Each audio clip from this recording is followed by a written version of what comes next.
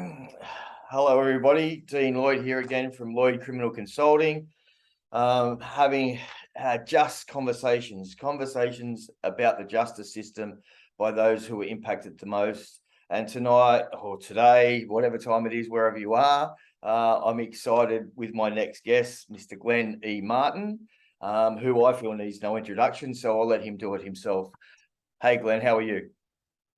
Well, thanks. Thanks for the opportunity. I am excited to be here and excited to have this conversation. Should I say a little bit about who I am? Yeah, if you could just explain your title and who you see yourself as. Sure. Thanks for that. Well, first and foremost, for 23 years, I've been a criminal justice reform advocate after coming out of prison in New York in the United States after serving 6 years. I have moved through the nonprofit space, if you will, at a number of different organizations doing criminal justice policy reform work. I am currently the managing director at a company called Gem Trainers, which is a consulting firm that helps other leaders to figure out how to navigate the nonprofit space and do really important criminal justice reform work. And then the other side of my life, I am the managing director of a real estate company called Gem Real Estate that buys and holds properties and rents them to formerly incarcerated people primarily. Yeah, that's really good point of connection. I think where we connected really the most around solution focused conversations for people in the justice system. So yeah, recently I was in New York and met with Glenn, and it was fantastic. Showed me around Harlem, his hometown, which I fell in love with. It was unexpected. So part of the reason I was there was innovative practices in criminal justice. Where do you see innovation in criminal justice, Glenn?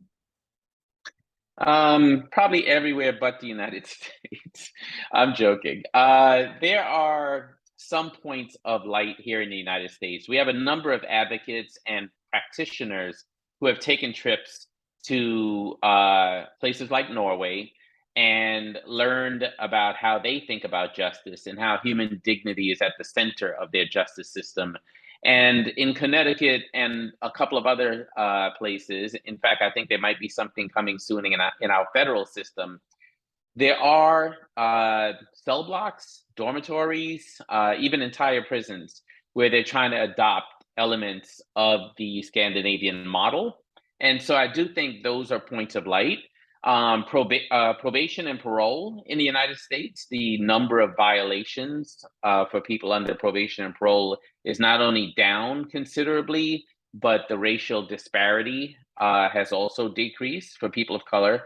So there are a couple of points of light, and I'm one of those advocates that, I've been around long enough now to not only be pragmatic, but to realize that you have to take your wins and celebrate them because your wins are examples of what's working.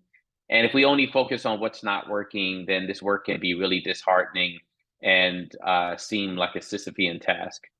Yeah, I so relate. I get dejected sometimes when it feels like there's no wins and it feels like the wins are very small. But yeah, I really wholeheartedly agree with that. I need to, celebrate the wins when they come. Something I was, I'm confused around what innovation looks like and whether innovation is a thing that we need in the criminal justice system. And this is, I think, the beauty of our connection and our friendship is like we don't always agree on everything, but we respect each other and we know that there's different pathways for different people. So you spoke about your work and the work that you do, and that's something that I'm trying to find my path into where best to impact systemic change, because there's obviously different levels of where you enter the system into changing. Where do you see the work that you currently do have the greatest impact? Yeah, thanks for that. I'm a big fan of helping individuals directly. Like, I think nonprofit organizations, in some cases, do important work, but I also think that there's a lot of overhead and admin and things that don't directly help individuals. So I'm a big fan. I think I wrote an op-ed in a newspaper recently about the fact that we should consider giving people coming home from prison $10,000 Mm. on a debit card to be able to use to access reentry services. So in some ways, what I do in my personal life now in the private sector is to create opportunities for people to land safely in affordable housing. So we have a lot of housing in the United States that has been deprived of repairs and so on, which means that those houses have equity in them.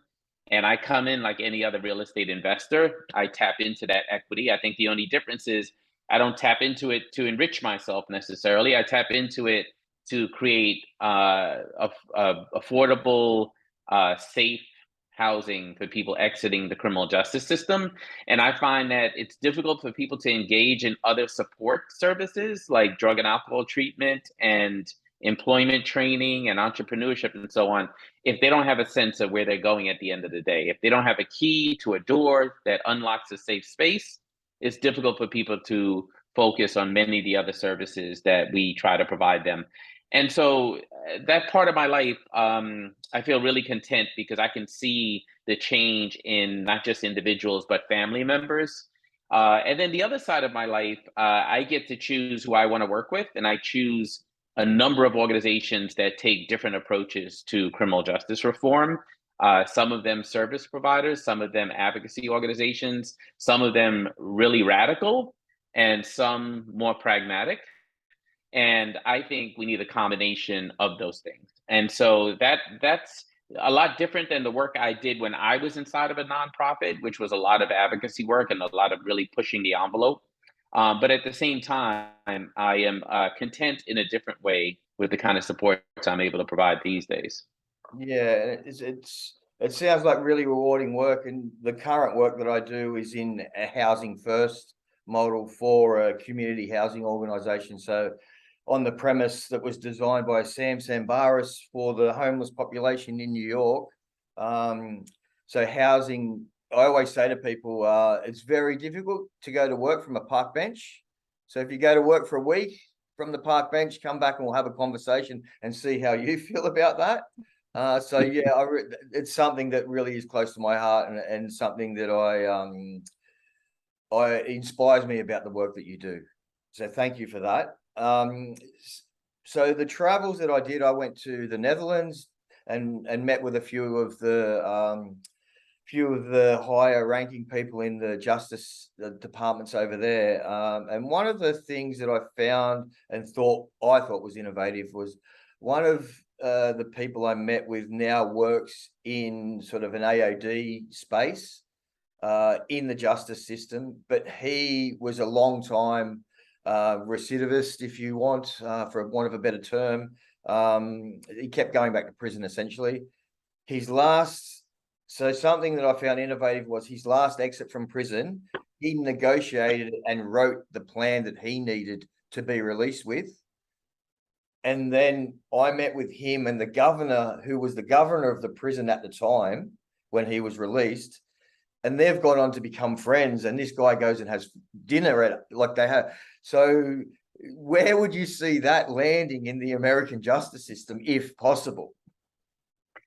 Yeah, it's difficult in the American justice system to simply take models that we see around the world and transplant them here, primarily because of the racial dynamics in the United States and the unaddressed harm to Black people and other people of color in this country.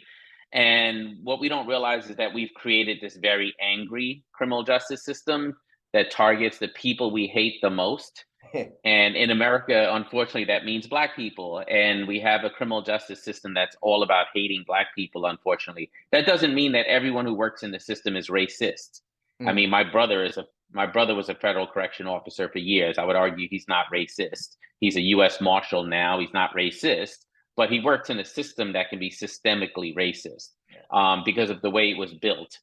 And so what I hope is that not that we just take small elements of, say, this, the systems in the Netherlands and other places and try to bring them here and implement them, but that we really get at the heart of what I mentioned a few minutes ago, which is that they center human dignity in their criminal justice system. And so I'm sure their system is not perfect, but I do think if you start with human dignity, then you have the kind of prisons that people look at and say, why do they do it this way? Why doesn't this look like harsh punishment? Because the deprivation of liberty is the punishment, Mm. and everything else is about how do you bring a person home in a way that we can all be proud of, and have a person living next to us or coming to our home for dinner. So there are some small points of light here in the United States where correction officials, correction leadership have developed deep relationships with people who have served time.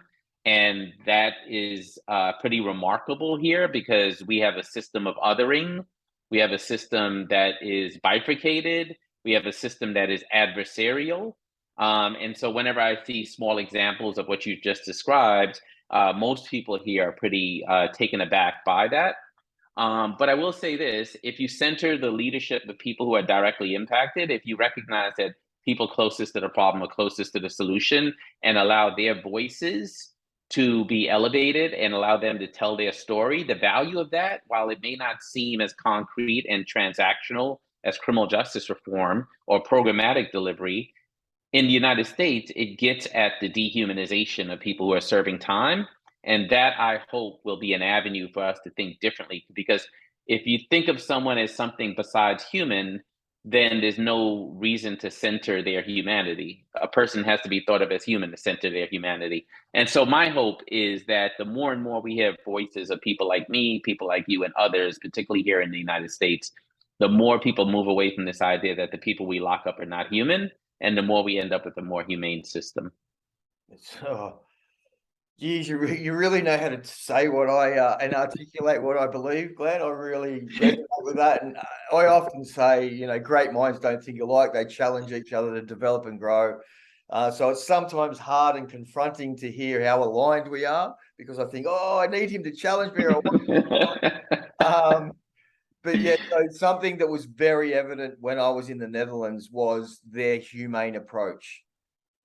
One thing that I was really surprised by, compared to the Australian system, it doesn't really decrease the recidivism rates. They weren't starkly different between Australia and the Netherlands.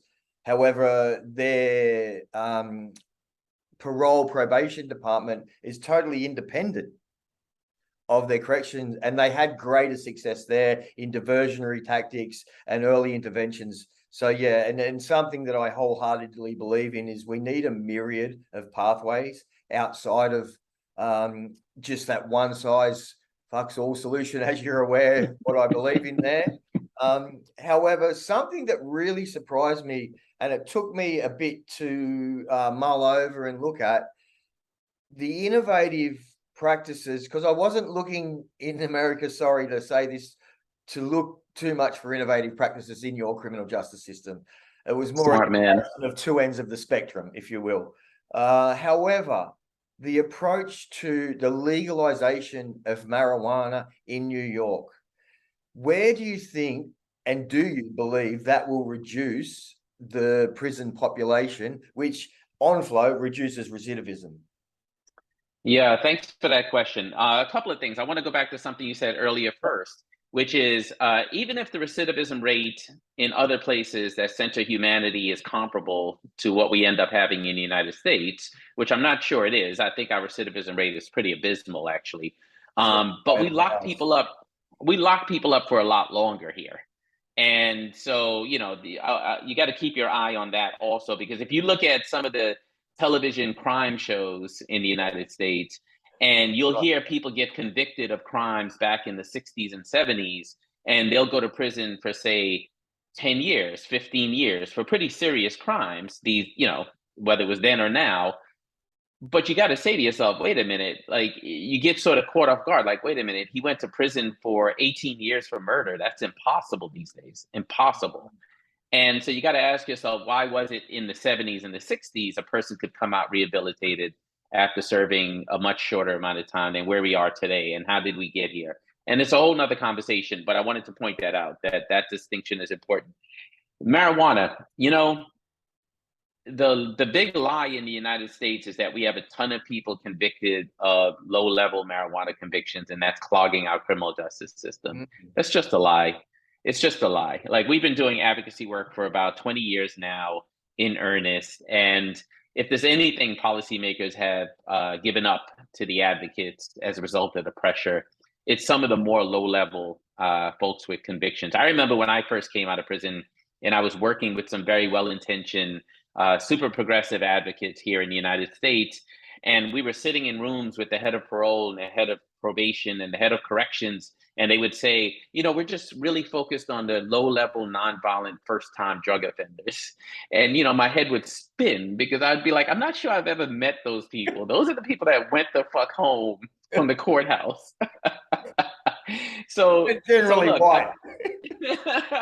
so look, the fact that police officers are no longer focusing on people who are smoking marijuana, I think it's a good thing. I think anything to lessen interactions between law enforcement and particularly people of color is a good thing, because I think sometimes the interaction itself is what can end up being criminalized, right? Not even the original reason for the police officer engaging them. So getting rid of, those types of interactions, I think has huge value, but it'll do little to reduce the amount of people in our jails and prisons. Those are not the people in our jails and prisons. Yeah, fair enough. So where do you see, and what's exciting for you at the moment around moving forward, and what you're hoping to do in the work that you're doing? Where do you see your work going and having, the most reward for you? Thanks for that. I have evolved considerably over the years in terms of how I do the work. I started out, everything in my career has been really practice to theory as opposed to theory to practice. I sort of go with my instinct, go with my gut, listen to people who are directly impacted, and then figure out what needs to happen from there. And what I am, and so that took me from working on what we call collateral consequences of the criminal justice system, barriers to housing, education, voting, and so on, into what we call decarceration, which is having less people in our criminal justice system. And now I would argue that, based on my vantage point and the fact that instead of me being one leader trying to do work to end mass incarceration, but instead I'm supporting 10 to 15 leaders on any given day who are doing that work from different vantage points, has had me evolve even further into asking myself, what is it that particularly directly impacted people can do to engage the private sector to come up with solutions? I think that here in the United States, the criminal justice reform movement for many years has been primarily housed in the progressive left's camp, if you will, the liberal folks. And those same folks tend to be anti-capitalism. And so if you're doing advocacy work and you're doing it with people who are anti-capitalist, and that's where your resources come from, then you just really easily adopt the idea that there's nothing about capitalism that can be helpful, and capitalism is the reason we got here. I'm an adult. I'm grown up. I'm increasingly a capitalist, even if not in the traditional sense. I've learned how to take the levers of capitalism and use them in a way that line up with my values. And I think other formerly incarcerated people can actually find ways to use the levers of capitalism to undo our criminal justice system. I think it's an arena that has been not paid enough attention to as a vehicle to reduce mass incarceration. And I want to continue to go down that road. I have been able to identify, purchase, rehab, and rent over 90 houses to mostly formerly incarcerated people in less than 4 years. And I know nonprofits that have millions of dollars in resources that haven't been able to replicate that. And it's just little old me doing it in the private sector. And so that's what I'm excited about. I'm excited about being independent enough now to, stand up and say, I think this is the right thing to do, and not worry about, being punished as a result. And to continue to figure out how to shrewdly utilize our capital markets to create opportunities for formerly incarcerated people. I quoted part of my statement earlier, my longtime quote, which is people closest to the problem are closest to the solution. The other half of that quote is, but furthest from power and resources. And that has been a truism here in the United States in the advocacy sector, in the nonprofit sector, but it's also true in our capital markets.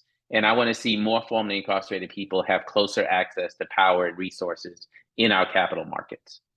Yeah, I think that aligns really well with my values. So for me, my prison time and what I experienced was a dehumanizing process like no other. It's just so devaluing and dehumanizing, and then just spat out into the streets, expected to level up and function. And that humane approach weaves throughout society, I think, that you're taking, and it appears that you're taking, in somewhat of a capitalist, that's the system that we have. I don't think we're ever going to be able to, one of the most addictive things I believe is capitalism driven by convenience. There's been nothing in the world that hasn't been for our convenience, and people just want, like, who doesn't want more convenient life? To circumvent that, that's just not going to happen. So to understand, and the other thing that I wholeheartedly believe, and mainly because I could have taken those opportunities, is I didn't need charity when I was released. I still don't want, like, people are trying to get me to become a charitable organization and be registered, so then people can give me money for free if they will write it off as tax, if you know what I mean. I don't want charity. I just want to be able to have a level playing field where I can just do business with you without that or discrimination or disability around having a criminal record. And the only way I see that happening is through entrepreneurship. And I believe your modeling of that, so you're doing that, you're showing 15 other people, as you said before. That's, I think, something that I believe in that justice space around how do we. So maybe that just leads to just a little bit of conversation about your pathway out of the justice system. So how did Yeah, it's been complicated as shit. And people look back and romanticize it. Maybe I do myself also, but the truth is that much of it was unplanned. I came out of the justice system. I earned a quality 2-year liberal arts degree. So I was lucky enough to be able to do that at a time when our systemic college programs in prison was severely diminished.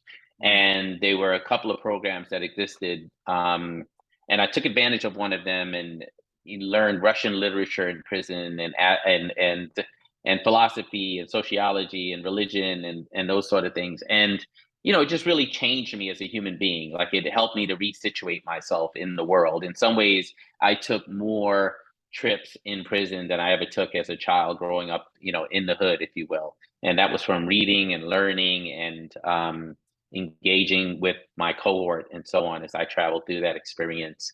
And then I came out bright-eyed, bushy-tailed, and ready to get to work and create a different life. And the world hit me, like a ton of bricks. And what I found out was that, the criminal conviction, particularly here in the United States, it doesn't go away. It lives with you forever. And so you have the stigma here of being a person of color, myself, and then an additional stigma of a criminal conviction. And it made it almost impossible. And it's how I really landed in the nonprofit space. And I was one of the only formerly incarcerated people that have the privilege of even working in that space. I mean, today I think it's a really low bar to set, to be honest, for formerly incarcerated people to work in that space. But at that time, it felt like a significant achievement. And so I landed at a nonprofit public interest law firm, which was fascinating because I owed $83,000 in fines, fees, restitution, and child support, and I was making $16,000 a year. So just do the math. And this was, granted, it was 23 years ago, but I live in New York City. 16,000, even 23 years ago, was nothing. But I saw an opportunity and I saw a chance to learn from some really smart people, and the attorneys there were really smart. And I stayed there about 6.5 years and then moved on to be the vice president of a much larger, longstanding, much more holistic reentry organization, and really learned a bunch of skills there that I hadn't picked up in my previous job, where I learned a lot of policy advocacy, but instead learned how to fundraise, how to do communications work, and so on, which allowed me to go on and build my own organization. But I will say this, if I have to look back and if there's anything I would do differently, I think we have this practice in the reform space of searching for heroes and then lionizing them. And I was one of those. Arguably, I was a pioneer as one of the heroes of the movement. The problem with being a hero of the movement is that people are intimidated to even tell you when your own shit stinks and when you're not getting it right, because you're a hero. Who wants to tell a hero what to do? Number one. Number two, people assume heroes are invincible and that there's nothing that can hurt them. And that's just not true. Human beings are human beings, and we all are fallible, and we all have space to get it right and get it wrong. And if we build a movement based on assuming that people are infallible, then all we're doing is reinforcing the narrative that allows our criminal justice systems to be out of control. Because the fact is, people are fallible. Everyone is. And so you can't build a movement that's the antithesis of your argument that people make mistakes and they deserve restoration and opportunity and so on. And then I'd say, lastly, when I think about my own experience, it took way too long for the work to be defined and led by people like me. Yes, I got an opportunity early on, but one, it took almost a decade to have voice in a meaningful way. And then two, it took much longer to get other people to the place where they also had voice. And that was due to lack of access to resources, but more importantly, a movement that also didn't understand the value of people directly impacted in leadership. I don't think you'd redesign a hospital emergency room without talking to patients who've been through hospital emergency rooms. But for way too long, there's been movements in this space where people like you and people like me have spent way more time clawing our way into leadership and trying to convince others that we belong there than actually doing the work, especially, again, when you're fighting a system that says that people like you and I are not human. What better way to fight that system than to allow our humanity to flourish and to be at the front of the room, if you will. So and let me try to summarize and answer your question more squarely. My trajectory through this space over the last 23 years has been full of serendipity, not as well planned as people might think. But one thing I'll always say is, whenever I have a decision to make, the first thing that comes to mind for me is, can I look in the face of people I've left in prison and tell them that this is what I did and this is why I did it? That's usually a pretty good gauge for me of whether I should be doing the work in a certain way. And it served me well. I don't always get it right, but arguably, if people point to me as a success, and many people do, they should recognize that my litmus test is what I just described. How would people I've left in prison look at my decision making, interpret it, and would they feel prideful about it? Yeah. Yeah, and it's so true. Just that. So for me, what I've experienced is the prison systems around the world are slightly different, but the one common thread, and for me specifically, and it's not lost on me, and I always like to say this, that I understand that I come from the most privileged demographic in the world. I'm white and I'm a man, so I don't try ever to negate that. But and I think that's one of the reasons I was able to step up and out of the justice system. I try to avoid, when I was coming out, I wasn't welcoming to any of the support and access to that support, but it was there, and it was frequent, it was often, it was easy for me to access. But what I found as a result of leaving prison, so that's when the punishment actually began for me, really. I'd done my time relatively easy. The longer I was there, the easier it got. But once released, I've lived 21 years. I've been out now ish, and I still am impacted. I like to say it's a perpetual punishment. It just keeps perpetuating. Yeah. It's not the same as it was or how it felt when I first was released. So yeah, no, I appreciate those comments and that sentiment, and I just see our time's getting closer to the end, and I appreciate and value your time. That's something that I really want to respect. Is I understand you're a busy person. You've got many things to do. Where and who would you, if you were in my seat trying to interview, speak to people, who would you want to speak to? Yeah.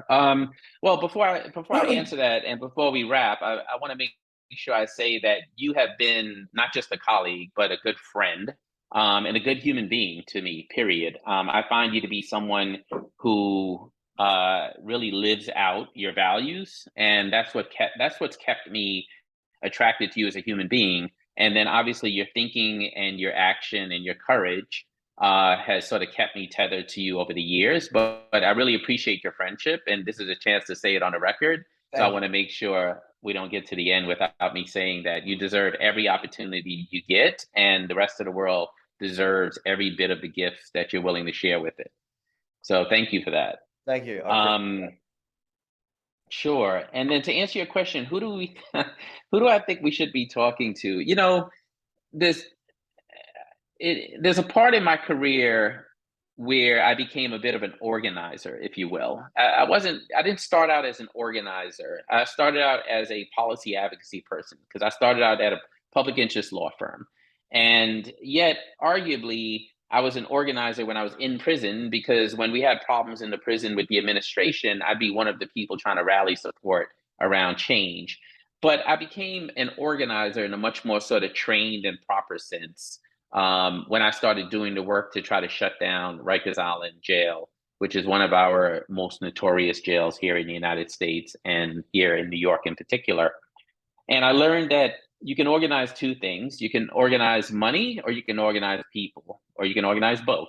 But there's two things you have to organize here in the United States for policy change. And so to answer your question, um, I think that there are two things that need to happen. One, continuing to forge the kind of relationships that you and I have, where um, borders, country borders, are not borders to collaboration or organizing.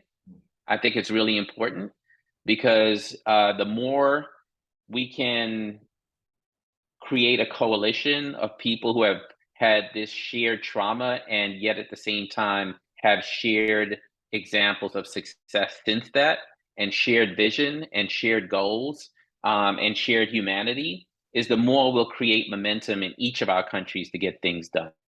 I think that's how movements are made, that's how they become viral, and that's how things lead to change. And then the second part of it is that while there are many, many, many human beings on this planet who will never come anywhere near a jail or a prison, those same people experience hurt, harm, pain, suffering, trauma, shame. And to the extent that people like you and I can continue to make those kind of really human, emotional connections about what it's like to go through our criminal justice system and have people in positions of power with resources have a light turn on and make them say, wow. I mean, we have Steve Ballmer, who's a billionaire here in the United States, who arguably could have never come into contact with this issue, but he did come into contact with people who had served time in prison, and he understood the feelings and the emotions that they had and was able to relate to them. And just last week, earlier this week, contributed $45 million to criminal justice reform work. So I think it's both. I think it's both and not either or, but I think we need to continue to organize with people who are directly impacted and our base. And at the same time, I think that we need to find ways to have people in position of huge power and influence to realize that they're connected to this issue, even if they'll never set foot in an incarcerative setting. Yeah, thank you for that. I agree with that. There's a foundation here in Australia, the Ramsey Foundation. Paul Ramsey bequeathed $3 billion. So and Wow. that's starting to take place. There is a lot of privilege. I've come in contact with it a little bit and have been invited into the space. Was unable to accept it for whatever reasons. But yeah, there's an appetite here in Australia for that. So hopefully, and I believe it's getting to a lot of the right people, some of the money that they have. I just want to say thank you for the words of kindness that you gave me. And I really relate to that pioneer stuff. I've had conversations with friends here around, we're planting the seeds of the trees that we're never going to sit under. And part of that is frustrating. And part of that is inspiring. And that's where I look to other people to keep being inspired and getting inspired. So thank you for that, because that's something you provide me is just whenever I feel like, oh, you know, this, that, and the other, and I just want to shake it up and I'm going to tear it all down. I can quell my words at times and just go, how is this so how I do things is, how is this getting me closer to the solution or closer to the problem? So where do I want to be? Closer to the solution or closer to the problem? And what will this decision that I'm making and the words that I'm making use, get me to where I want to be? And that's another thing that I think I'm, as with the shirt that I have on, passionate about is, and what I thought is in New York specifically, and not so much the issue of the marijuana, but what happened in relation to changing that was language. The only thing that changed was the language that's used. It's no longer illegal. It is. So they're the two. So the power of language and the way that we use it, and the terminology and the vernacular that we have for formerly incarcerated people impacted by the justice system. I think there's power in that. And I'm just looking at our time, and the time's going to run out, but I just wanted to wrap up around that. And I really value everything that you're doing at the moment and the work you do. So thank you very much for your time again. And I hope to see you again soon when you come to Australia. I will be there. I'll find a way to get there. On my way to Germany and Norway tomorrow. So next time we speak, I'll have a lot more context, and I think I'll be able to speak to some of the stuff you've been able to see on your journeys. Yeah, thanks again for your time, and I'll see you soon down under, mate. Great. Take care.